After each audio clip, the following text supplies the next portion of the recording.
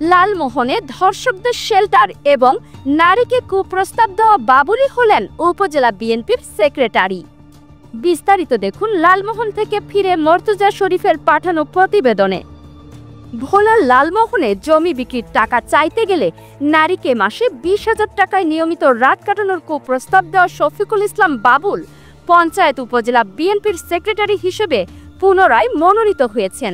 এ নিয়ে লালমোহন উপজেলা বিএনপির নেতাকর্মীদের মধ্যে চাপা ক্ষোভ বিরাজ করছে। শনিবার 26 জুলাই লালমোহন উপজেলা পরিষদ অডিটোরিয়ামে বাংলাদেশ জাতীয়তাবাদী দল বিএনপির লালমোহন উপজেলা ও পৌরসভা শাখার ত্রিবার্ষিক সম্মেলন হয়।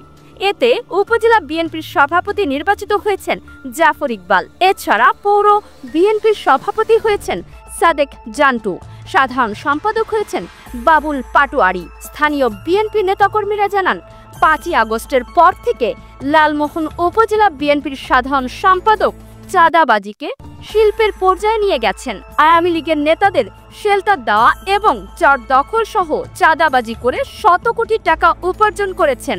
এতে বিএনপির ত্যাগী নেতারা লজ্জিত এবং ক্ষুব্ধ হয়েছেন। সর্বশেষ তার বিরুদ্ধে এক নারীকে নিয়মিত তার সাথে সময় কাটানোর জন্য অশ্লীল কুপ্রস্তাব দেওয়ার কথা ফাঁস হয়েছে। ভুক্তভোগী নারী নিজেই এ বিষয়ে কথা বলেছেন। এমন এক চরিত্রহীন ব্যক্তিকে কিভাবে উপজেলা বিএনপির সাধারণ সম্পাদক হিসেবে পুনর্বহাল করা হলো? এক দম্পতি সম্প্রতি ভিডিও বক্তব্যে অভিযোগ করেন, জমি বিক্রির টাকা চাইতে গেলে বাবুল পঞ্চায়েত নারীকে কুপ্রস্তাব দেন। বাবুল পঞ্চায়েত ওই নারীকে বলেন, তোমাকে মাসে 20,000 টাকা করে দিব, বিনিময়ে তুমি আমাকে নির্জনে সময় দিবা, যখন ডাকবো তখন চলে আসবা। ওই গৃহবধূ বলেন, বাবুল পঞ্চায়েতের এই নোংরা কথার পর আমি অনেক কান্না করেছি। আমি তাকে বলেছি, এগুলো কি ধরনের কথা বলেন আপনি? আমি বাবুল পঞ্চায়েতের বাসায় যাই, সেখানে প্রস্তাব দিয়েছে, সেখানে 20,000 টাকা দেবো, তুই আমারও সময় দিবি, নির্জনে আমারও সময় দিবি, যখন ডাকমু আসবি, তোরা মাসে 20,000 টাকা দেবো। এই নোংরা কথা বলে আমারে। এই ভিডিও ছড়িয়ে পড়ার পর লালমোহনে তুমুল প্রতিক্রিয়া তৈরি হয়। লালমোহন উপজেলা বিএনপির এক নেতা বলেন, এক নারী নিজে বাবুল পঞ্চায়েতের লাম্পটের কথা প্রকাশ করেছেন। এরপর তাকে বিএনপির পদ থেকে বহিষ্কার করার কথা ছিল, সেটি না করে মেজর হাফিজ লালমোহন উপজেলা বিএনপিকে লম্পটের হাতে তুলে দিয়েছেন।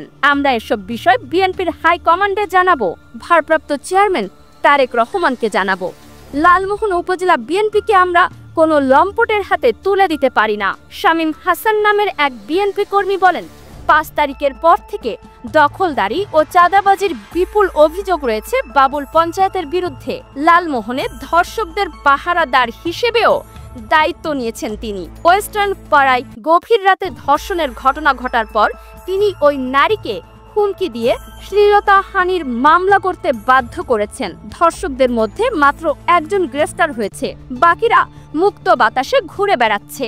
এখন তার নিজের নামেই এক নারীকে কুপ্রস্তাব দেওয়ার অভিযোগ উঠেছে। এরপরও সে কিভাবে উপজেলা বিএনপির সাধারণ সম্পাদক হয়? মেজর হাফিজ তার মধ্যে এমন কি মধু পেয়েছেন, নাকি তিনি চাঁদাবাজি লম্পটগিরি করে সেসবের ভাগ জায়গা মতো পাঠান?